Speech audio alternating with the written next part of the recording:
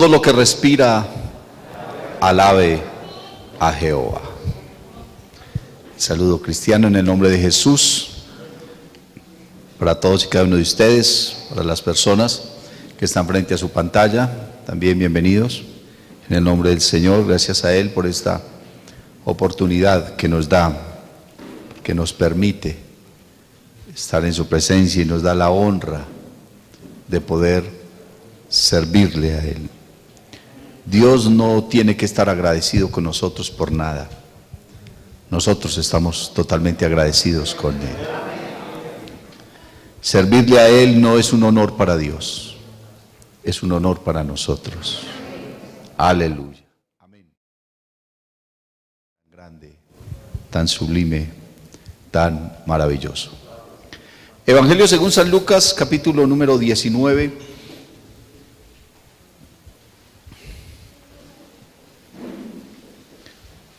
Evangelio según San Lucas, capítulo 19. El verso número 10 dice: porque el Hijo del Hombre vino a buscar y a salvar lo que se había perdido. Oremos. Señor Jesús, maravilloso Dios, aquí estamos delante de ti.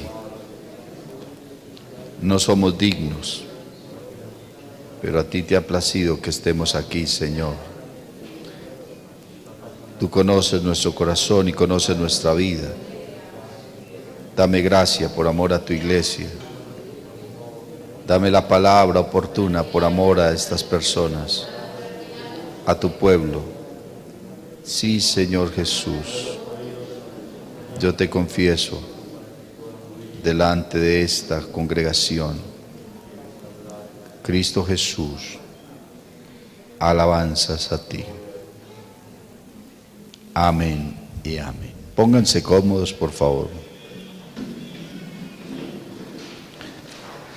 Porque el Hijo del Hombre vino a buscar y a salvar lo que se había perdido. Bueno, quisiera hablarles de una historia. De una historia que está en la Biblia. La historia de un amor. De un amor que no se puede cuantificar, de un amor que ni siquiera se puede entender. Hablando de ese amor, uno de los protagonistas bíblicos dijo: es demasiado conocimiento para mí, no lo puedo entender. Porque es un amor grande, un amor sublime, un amor que va más allá de cualquier amor que hayas conocido, que hayas escuchado, que hayas experimentado y siquiera que hayas anhelado. Un amor que valga la redundancia, que nos amó desde antes ni siquiera de nosotros existir. Dios le dijo a uno de sus profetas, llamado Jeremías, le dijo: desde antes que estuvieses en el vientre de tu madre, yo te conocí y te amé, dice, con amor eterno te he amado, por tanto te he prolongado mi misericordia. Aleluya. La Biblia nos habla de ese amor grande, de ese amor sublime, de ese amor puro, de ese amor sincero, de ese amor eterno, que motivó al protagonista de esta historia llamado Jesucristo a venir a este mundo, a un mundo sucio, a un mundo contaminado, a un mundo manchado. Y como acabamos de leer, a un mundo perdido. Uno se pone a pensar, hermano, en la historia del amor de Dios y uno dice, bueno, ¿qué necesidad tenía Dios? Cuando uno conoce a Dios, cuando uno se da cuenta y sabe la magnitud del tamaño, de la proporción, de la gloria, del poder, de la sabiduría de Dios, uno se da cuenta, hermano, que este mundo podía ser insignificante realmente para Dios. Imagínense, Dios le dijo a Moisés cuando el pueblo de Israel pecó, le dijo que se hiciera a un lado, que iba a destruir esa nación y que a él le iba a dar una nación mejor. Quiere decir que Dios puede tranquilamente hacer eso. Dios podía haber cogido, hermano, este planeta con todo lo que hay y ya, porque entre otras cosas es uno de los planetas más pequeños, uno de los sistemas solares más pequeños y una de las galaxias más pequeñas, comparación de lo que es el universo, ¿cierto? No es sino que mande un asteroide aquí y ni siquiera necesita mandarlo, no es sino que diga desaparezcan y ya. Y hasta quizás ni necesita decirlo, simplemente desearlo, que es que el poder de Dios, hermano, dice que la Biblia que Él nos hizo y no nosotros a nosotros mismos. Si Él nos hizo, Él puede hacer otro pueblo mejor que nosotros, otra raza mejor que nosotros, ¿cierto? Una humanidad, otro tipo de seres vivos que lo adoraran voluntariamente, y puede hacerlo cuando Él quiera. Pero lo que el versículo nos está diciendo, hermanos, es que Jesús, quien es Dios,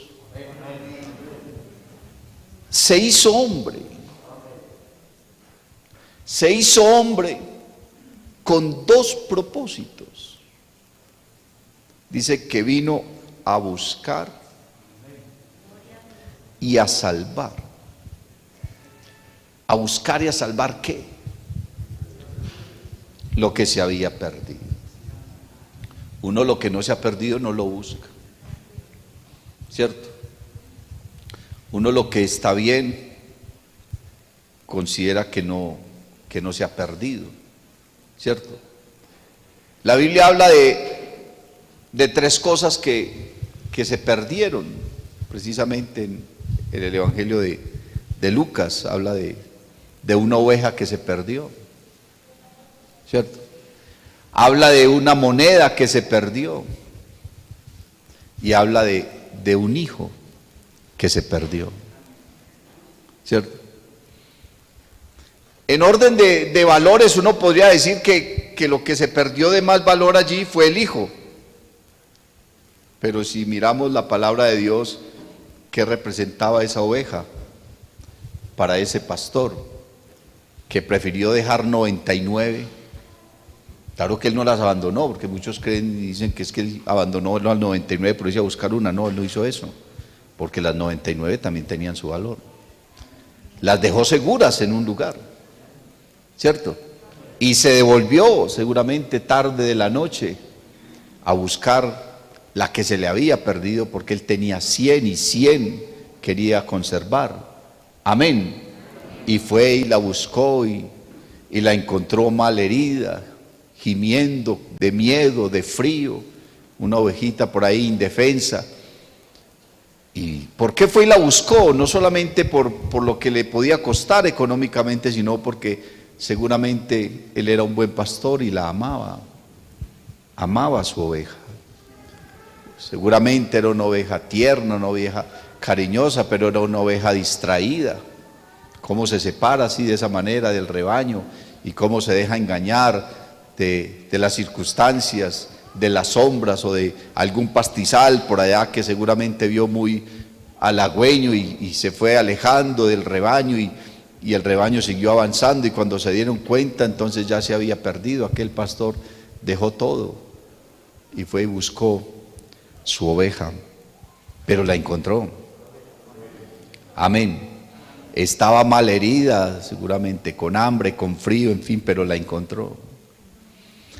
La Biblia habla de una moneda que se perdió. Una mujer tenía 10 monedas.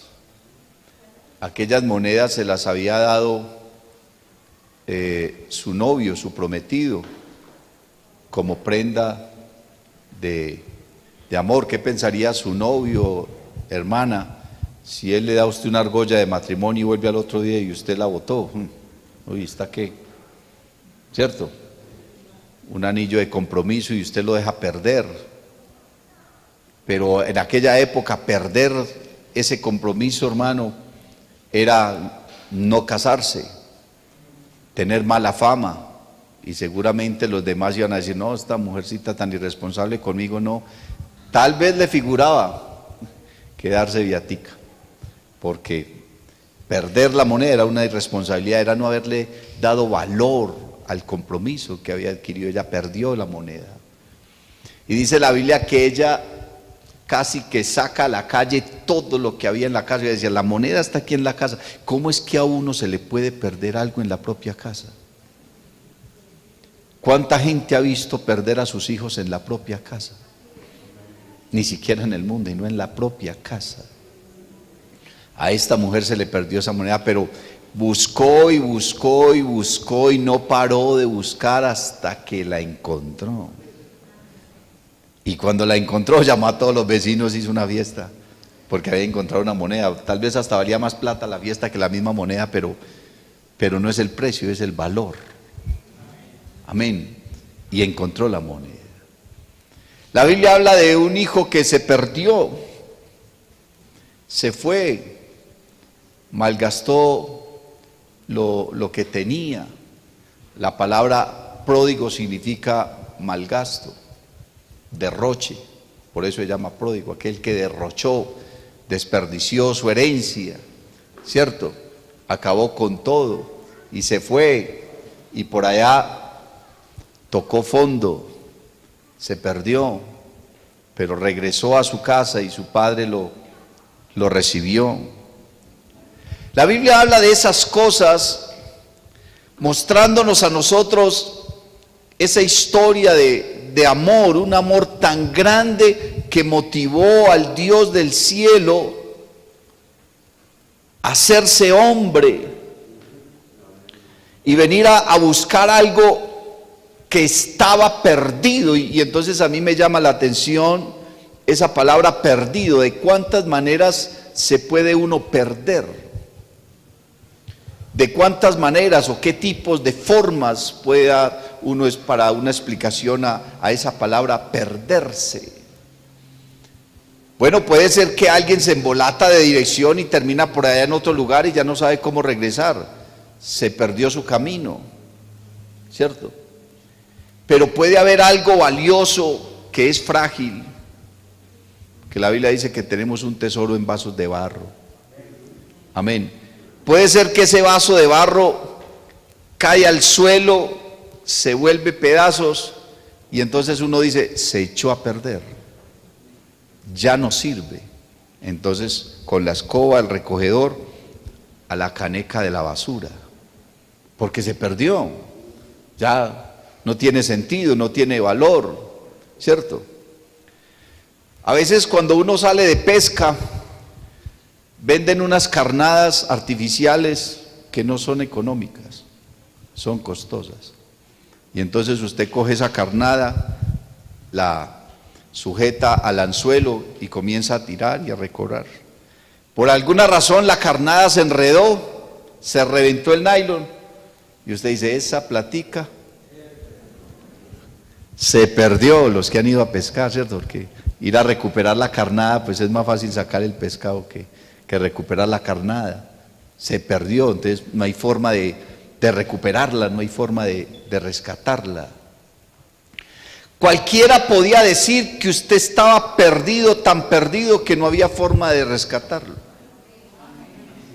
Porque si aquí cada uno de nosotros testifica, o le preguntamos a cualquiera de los amigos que nos están visitando, ¿cómo se siente perdido? ¿Qué tan perdido está usted? ¿cierto? Muchos dirían, no, es que para mí ya no hay una solución.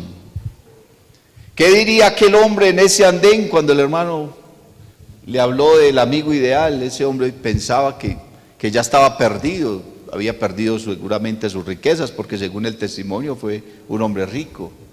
Había perdido su familia, había perdido sus amigos, había perdido todo, y había perdido lo único que no debe perder alguien, y es su esperanza.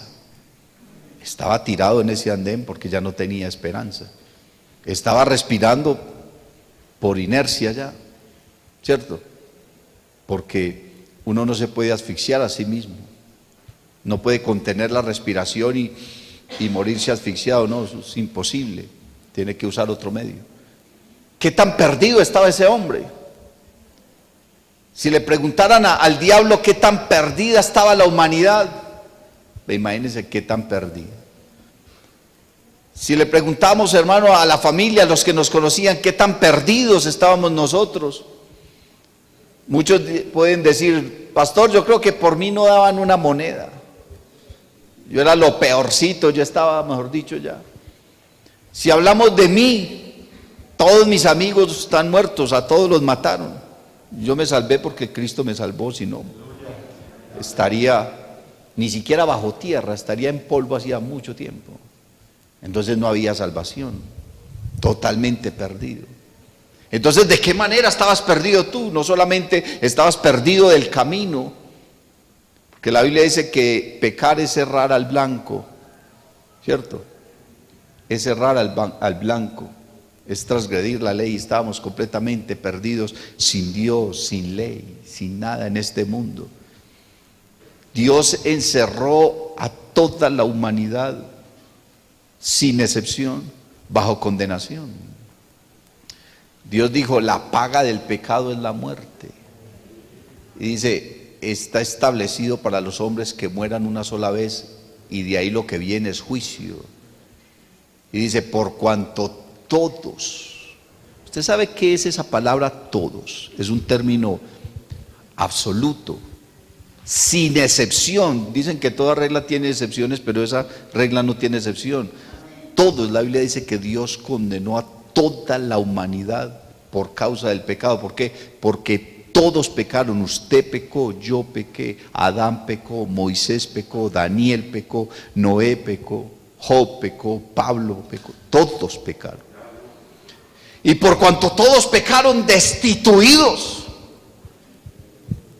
De manera que lo que se estableció es, de esa humanidad, aquí al cielo no viene nadie. De esa humanidad a la presencia de Dios no va nadie, todos fuera. Entonces no solamente perdidos, sino desechados, condenados. Pero la historia del amor que nos habla la Biblia nos enseña del amor de Dios, de un amor tan grande, de un amor, hermano, tan inmenso, tan incomprensible, porque yo a usted le puedo decir por qué amo a Dios. Y soy capaz de quedarme todo el día diciéndole por qué amo a Dios. Pero lo que yo no sé explicar, ni conozco a nadie que haya podido hacerlo, es porque Dios me amó a mí. La Biblia dice que Dios no se equivoca, pero yo a veces me pongo a pensar, ¿será que Dios se equivocó conmigo? Porque a veces uno le paga tan mal a Dios. A veces nosotros, hermanos, no somos coherentes con el amor que Dios nos está brindando.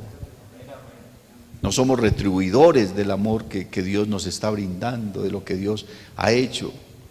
Y entonces dice la Biblia que ese amor es tan grande que Dios se hizo hombre y vino a esta tierra y se hizo semejante a nosotros. Y uno dice, bueno, pero ¿él para qué hizo eso? ¿Para qué hizo eso? Lo hizo para buscar y para salvar. Porque el amor de Dios es tan grande que no le permite conformarse a ver a su ser amado perdido. No me conformo, dijo Dios, a que se pierdan. Dice el libro de Isaías, ¿y ahora qué hago yo aquí? Dice Jehová, ya que mi pueblo es llevado cautivo injustamente, y los que lo llevan cautivo lo hacen aullar, y mi nombre es blasfemado todo el día. Por tanto, mi pueblo sabrá mi nombre por esta causa en aquel día, porque yo mismo que hablo, he aquí, voy a estar presente. ¿Presente para qué?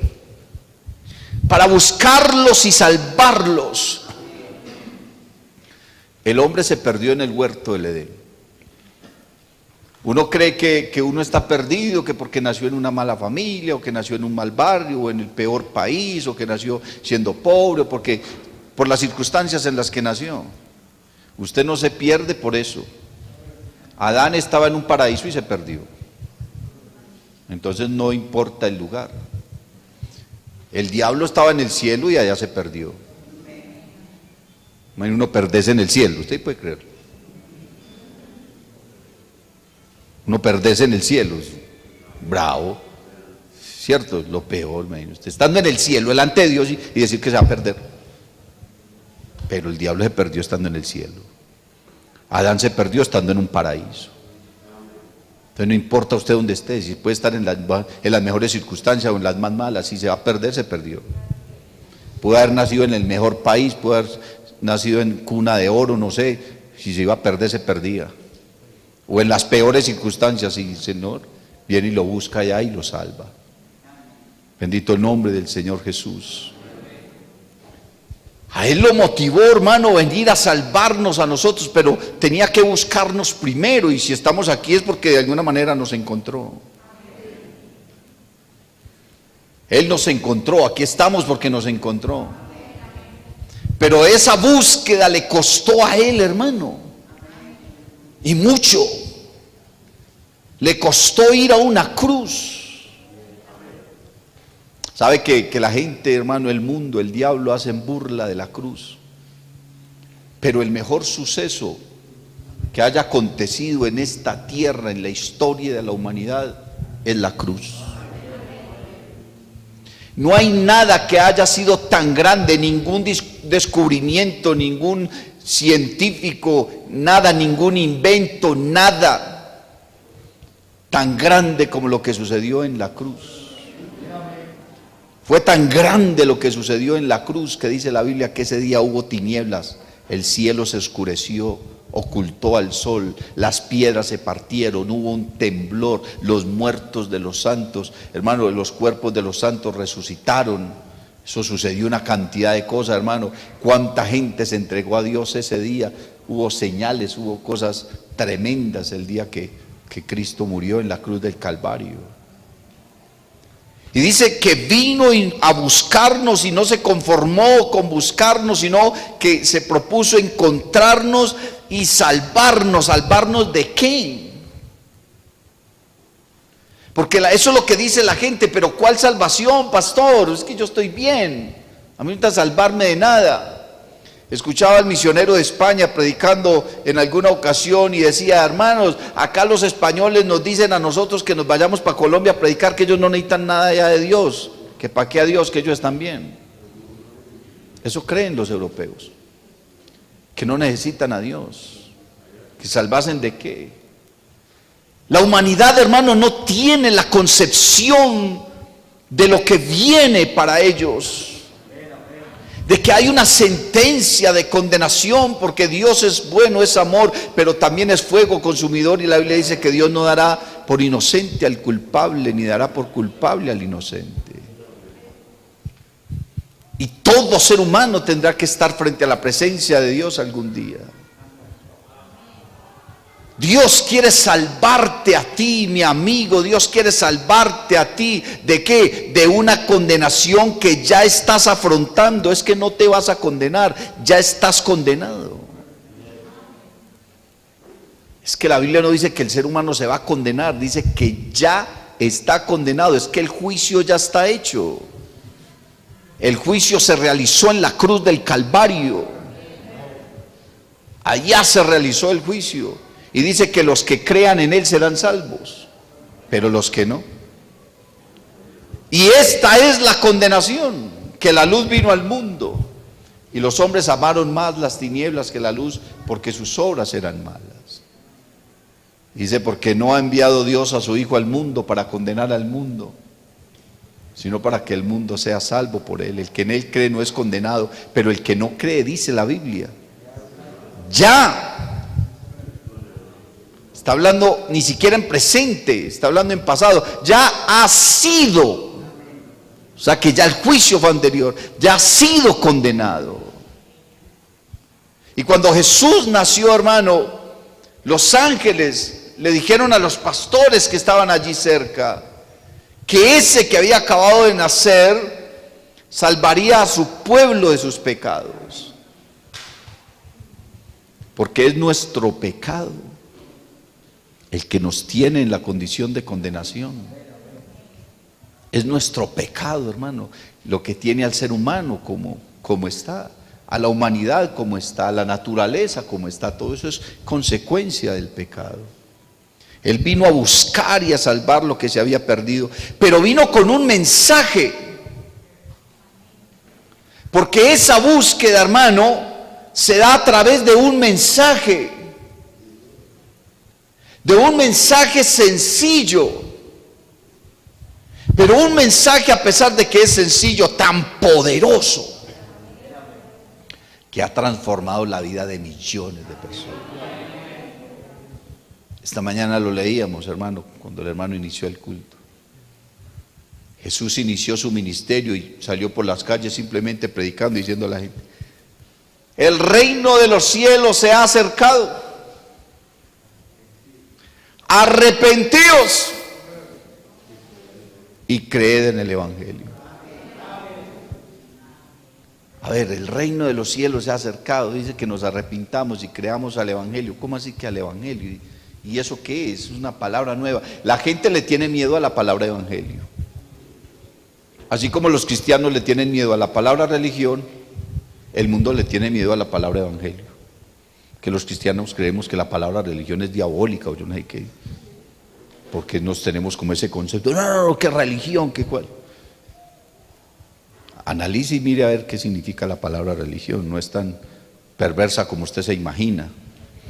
Y la gente en el mundo le tiene miedo a la palabra evangelio, pero la gente le tiene miedo a la palabra evangelio es porque lo desconocen, porque no se han siquiera interesado por analizar, bueno, ¿qué es el evangelio? ¿En qué consiste eso? ¿Qué tiene eso? ¿Por qué el que va allá se mete a eso y allá se queda y se amaña? ¿Qué es eso del evangelio? El evangelio es sencillamente lo que les dije al principio, una historia de amor, la historia de la cruz, la historia del propósito de Dios para buscar y rescatar lo que se había perdido. Y se había perdido por su propia voluntad. Usted se perdió porque usted quiso perderse, porque usted ha tenido opciones.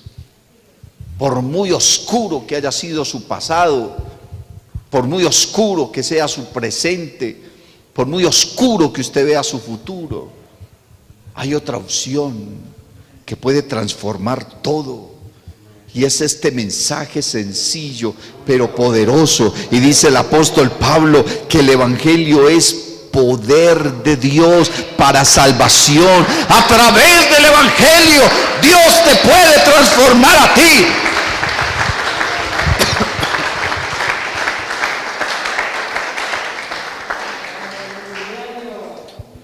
Aleluya.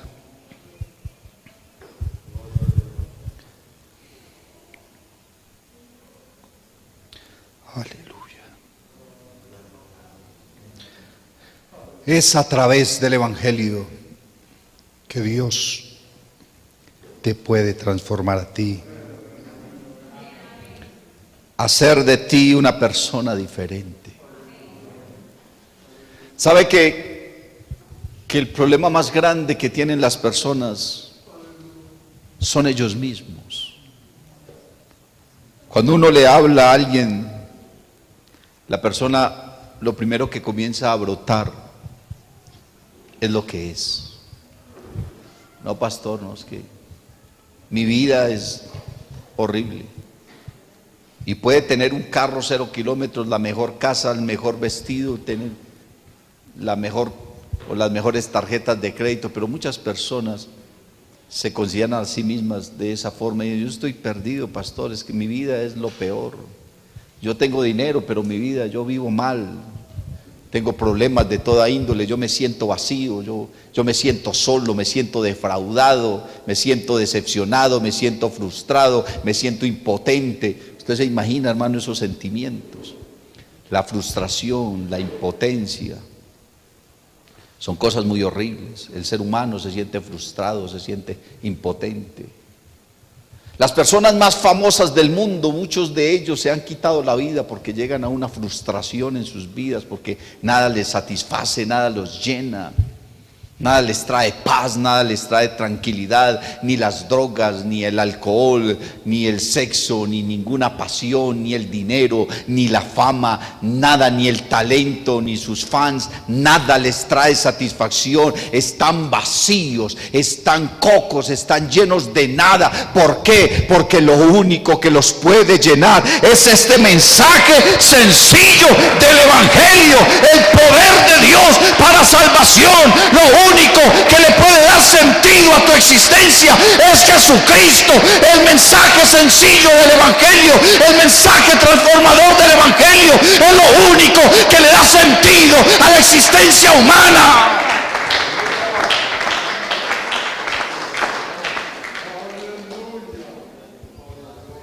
Estaba meditando esta semana en todas las cosas que uno puede obtener en este mundo, lo que uno pueda lograr. Y uno puede alcanzar muchas cosas, y uno puede lograr muchas cosas, bienes materiales, rodearse de gente, en fin, piense en cualquier cosa que algún ser humano pueda anhelar. Y yo estaba pensando, Señor, en el día del juicio, ¿qué valor van a tener esas cosas? ¿Qué valor van a tener esas cosas? Porque el ser humano es un ser que se apega mucho al pasado, descuida totalmente su presente e ignora completamente su futuro. Entonces eso lleva al ser humano a aferrarse mucho a lo que tiene, ¿cierto? A apegarse inclusive a los bienes materiales. Hay una enfermedad que se llama el síndrome del acumulador, ¿cierto? Que se apega tanto a lo que tiene que así no valga nada, si esté viejo, oxidado, podrido, como sea, lo guarda, ¿cierto? Y entonces necesita un tornillito y va y voltea un balde gigante con 1.000.000 de tornillos oxidados, reventados, robados, pero los guarda. Porque el ser humano se aferra a lo que tiene. Entonces yo estaba pensando, hermanos, que en el día del juicio, ¿de qué se va a aferrar el ser humano? ¿Qué valor va a tener lo que creyó tener? Porque realmente uno no tiene nada. El apóstol Pablo dice que a este mundo nada trajimos y seguramente nada llevaremos. Ni siquiera el cuerpo, porque el cuerpo se vuelve polvo. Ni siquiera ese cuerpo del que se mofan tantos seres humanos en su vanidad y lo cuidan y le rinden culto en los gimnasios y en todas esas cosas, pero que finalmente una enfermedad, hasta ahí llegó su vanidad, ¿cierto? Vanidad de vanidades, dijo el predicador, todo es vanidad. ¿Qué valor tendrán las cosas el día del juicio cuando estemos frente a Dios y nos digan que no estamos inscritos en el libro de la vida? Que nos perderemos por nuestro pecado y que pasen frente a nuestros ojos, hermano, todas nuestras maldades y se descubran nuestras vergüenzas, porque dice la Biblia que de todo lo que el hombre se avergüenza ese día, eso será público. Los secretos de los hombres serán revelados. ¿Qué valor tendrá tu casa? ¿Qué valor tendrá tu finca? ¿Qué valor tendrá tu carro? ¿Qué valor tendrá tu familia? ¿Qué valor tendrán tus amigos? Nada ni nadie tendrá ningún valor. El único valor que un ser humano va a poder tener es lo que haya hecho en esta tierra por servirle a Jesucristo, por creer al Evangelio, por creer a este mensaje sencillo, por aceptar a Cristo Jesús. Nada tiene ningún valor. La Biblia habla de un hombre que tenía su mirada puesta en esta tierra y anhelaba muchos bienes materiales y anhelaba tantas cosas, pero cuando conoció a Dios, hermano, se dio cuenta que nada de eso servía para nada. Y ¿sabes qué dijo? ¿A quién tengo yo en los cielos sino a ti? Y fuera de ti nada deseo aquí en la tierra. No me interesa nada, lo único que quiero es servirle a Él.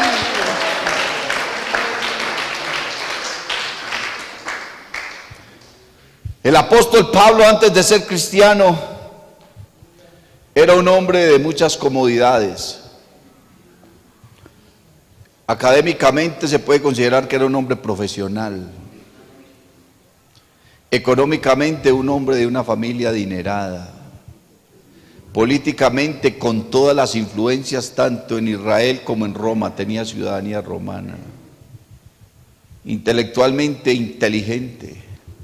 Religiosamente fariseo de la religión más prestigiosa, servidor del Sanedrín, de los líderes religiosos de su nación. Tenía todo de qué envanecerse, enorgullecerse, jactarse, tenía todo.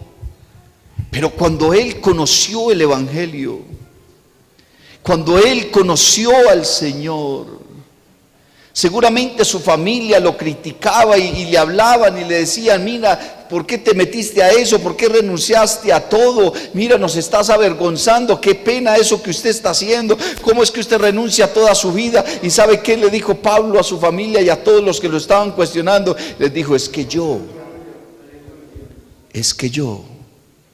no me avergüenzo del Evangelio. ¿Y saben por qué no me avergüenzo del Evangelio? Porque el Evangelio es poder de Dios para salvación, porque me ha salvado a mí, me ha transformado a mí, me ha cambiado a mí, ha hecho de mí una nueva criatura, me ha dado un apostolado, me ha dado un ministerio, me ha puesto en lugares altos celestiales, me ha hecho rey, sacerdote para Dios mi Padre. Y todo eso que ustedes me están diciendo ahora, para mí, todo eso es basura. Ahora para mí todo eso es basura, con tal de obtener el fin de mi fe, que es la salvación del alma. ¿Para qué apegarnos a lo que este mundo nos está ofreciendo? Si nos morimos, nada nos llevamos. Si existiéramos a perpetuidad, dice la Biblia que todo lo que hay en esta tierra será enrollado como una cortina, será quemado, será envuelto por el fuego. Y dice: el cielo y la tierra pasarán, mas mis palabras no pasarán. Todo esto, aquí no va a quedar nada. Y esto no es un cuento de hadas. Aunque le estoy hablando de una historia de amor, es una historia verdadera. No es ficticia, no es una fábula, no es un cuento de los hermanos Grimm. Es una historia verdadera.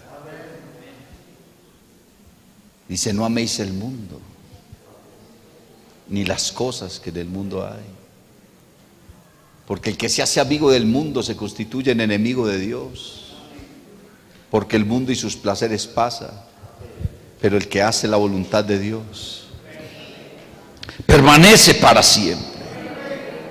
Él vino, trajo este mensaje de amor y fue a la cruz, hermano, para que tú y yo no tuviésemos que ir. Usted conoce la historia de la cruz. Si no la ha leído en la Biblia, ha oído hablar de ella, y si no ha oído hablar de ella, la ha visto hasta en la televisión. La Biblia habla de la historia de la cruz, habla de uno que fue a la cruz y lo que sufrió allá, su martirio, su via crucis, su dolor, su sufrimiento. Porque dice la Biblia, ciertamente llevó Él nuestras enfermedades y sufrió nuestros dolores, y nosotros le tuvimos por abatido. Nosotros le tuvimos, hermano, por azotado de Dios, por herido. Y dice la Biblia, mas Él herido fue por nuestras rebeliones, molido por nuestros pecados. El castigo de nuestra paz fue sobre Él, y por su llaga fuimos nosotros curados. Ciertamente llevó Él todas nuestras enfermedades y sufrió nuestros dolores. Ciertamente. ¿Qué necesidad tenía Él de hacer eso?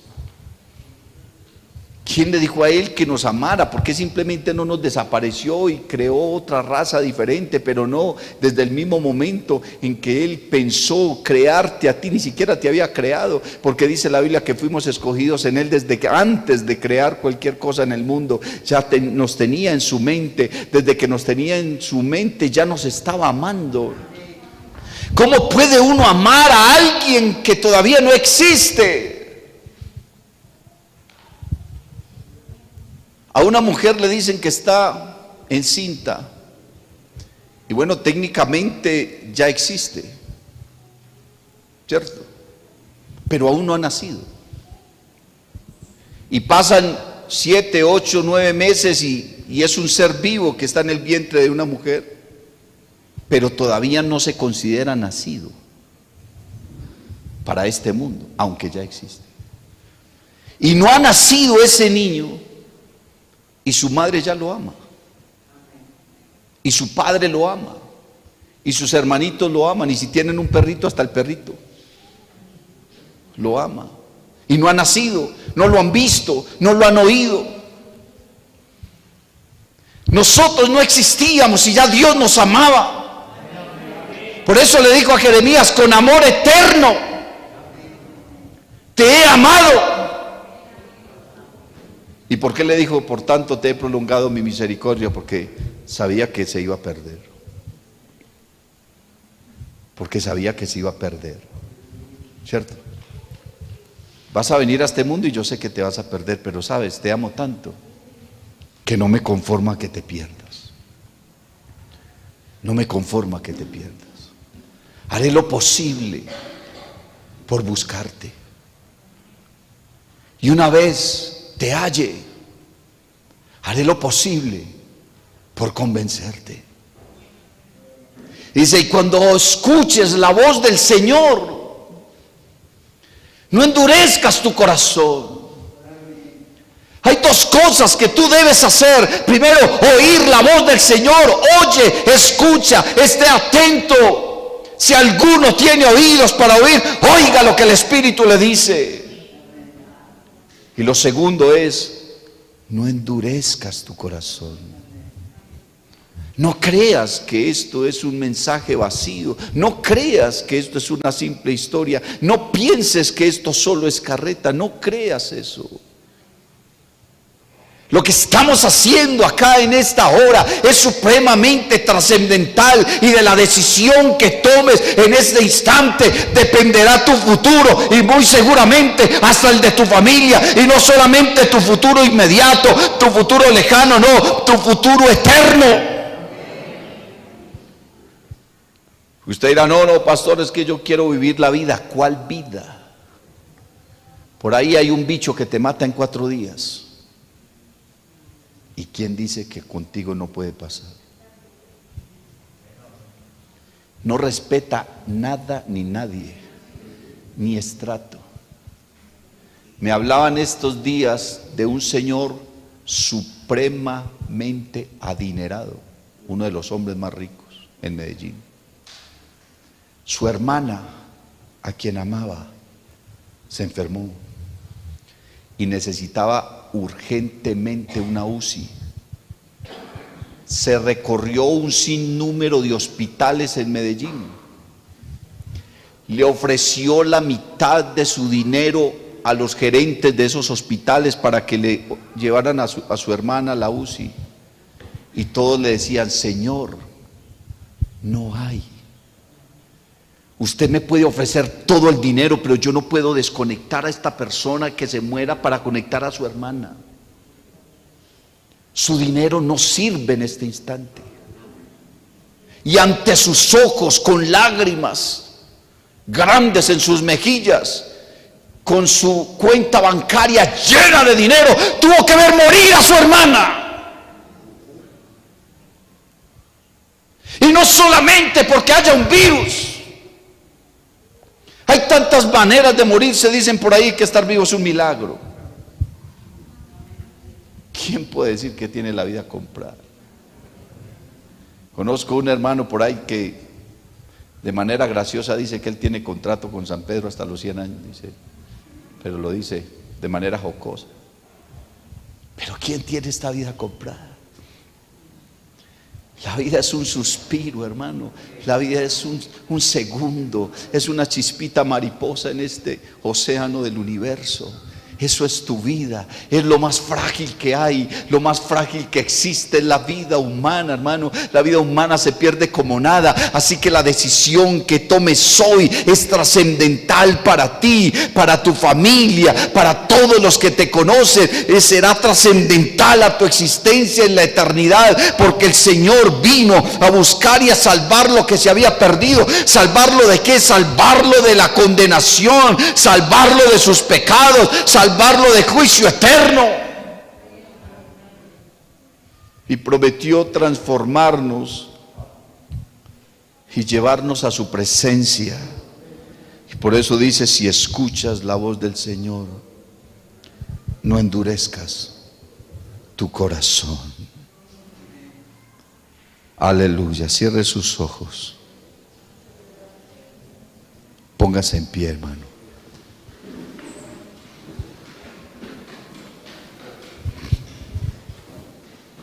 Alabanzas al nombre de Jesús. Yo quiero que cierres tus ojos.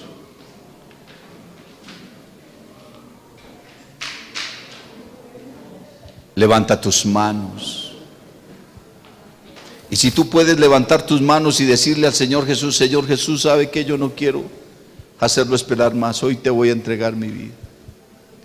La Biblia dice que hoy es el día de salvación. Hoy es el día de la gracia. La Biblia dice que debemos buscar a Dios entre tanto que puede ser hallado, que debemos clamar a Él entre tanto que está cercano. Aleluya. Cierre sus ojos, levante sus manos. Jason.